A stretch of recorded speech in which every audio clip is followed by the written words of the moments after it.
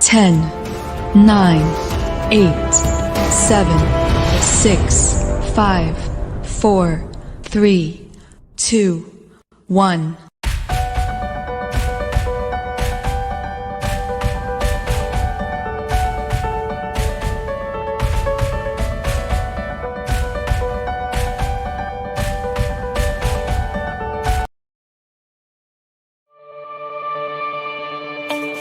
Ngerasa nggak sih kalau sekarang lagi banyak masalah di lingkungan sekitar kita?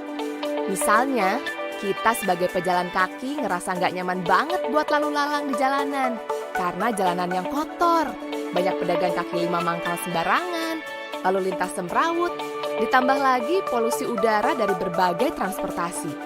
Yang lebih parah lagi, kalau lagi mampir di kota orang, terus nggak tahu arah, bisa nyasar.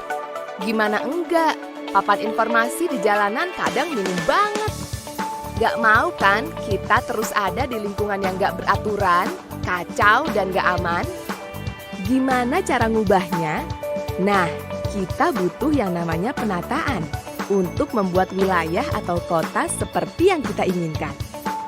Yang paling penting dalam menata ruang yang berkualitas harus mengacu pada tahapan pengaturan, pembinaan, pelaksanaan, dan pengawasan. Semua kegiatan itu udah ada di dalam sistem penataan ruang. Apa sih sistem penataan ruang itu? Bayangin kamu lagi berdiri di tengah kamar. Perhatikan bagian sudut terpojok di kamar. Di situ adalah titik yang akan membentuk ruang kamarmu. Lalu di luar kamar ada ruang-ruang lainnya yang membentuk deretan ruang. Kemudian kita sebut wilayah rumah. Suatu ruang pasti memiliki ciri-ciri yang cukup jelas, yaitu berfungsi sebagai wadah, pengarah, pembatas, pencipta suasana, dan pembentuk perilaku. Ruang di bumi ini terbatas, tapi jumlahnya relatif tetap. Masalahnya, jumlah manusia dan aktivitasnya terus berkembang secara pesat. Padahal, ruang di bumi kan bukan cuma untuk manusia. Makanya, kita perlu bikin penataan ruang untuk menjamin kualitas ruang wilayah supaya terjaga keberlanjutannya demi peningkatan kesejahteraan masyarakat dan mewujudkan bangsa yang berkeadilan sosial.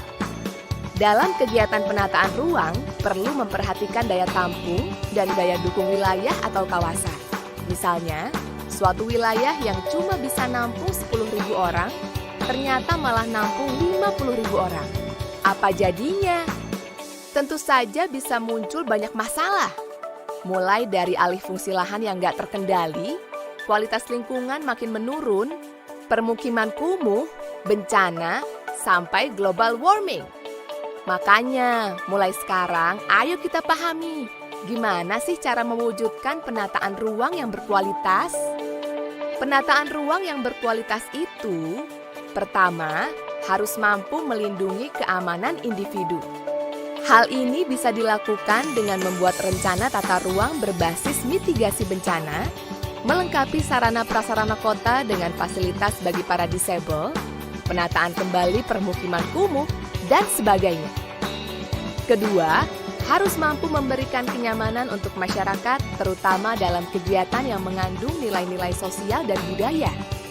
Ketiga, harus mampu menjamin proses produksi dan distribusi agar berjalan efektif, yang akhirnya bisa memberikan nilai tambah ekonomi bagi masyarakat.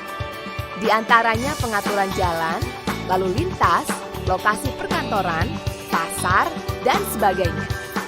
Keempat, harus mampu mewujudkan kualitas lingkungan fisik yang berkelanjutan. Misalnya, penanaman mangrove untuk menjaga ekosistem pesisir pantai. Pemerintah Indonesia saat ini telah mempersiapkan penyelenggaraan penataan ruang dengan sebaik-baiknya melalui peraturan perundangan, serta norma, standar, pedoman, dan kriteria atau NSPK. Selanjutnya, harus ada pembinaan untuk meningkatkan kinerja penataan ruang yang diselenggarakan, seperti melakukan koordinasi, sosialisasi, sistem informasi, dan peran masyarakat. Setelah itu, barulah bisa dimulai tahap pelaksanaan, meliputi perencanaan tata ruang, pemanfaatan ruang, dan pengendalian pemanfaatan ruang. Terakhir, Dilakukan pengawasan agar penyelenggaraan penataan ruang dapat terwujud sesuai peraturan perundang-undangan. Ayo, wujudkan penyelenggaraan penataan ruang yang aman, nyaman, produktif, dan berkelanjutan.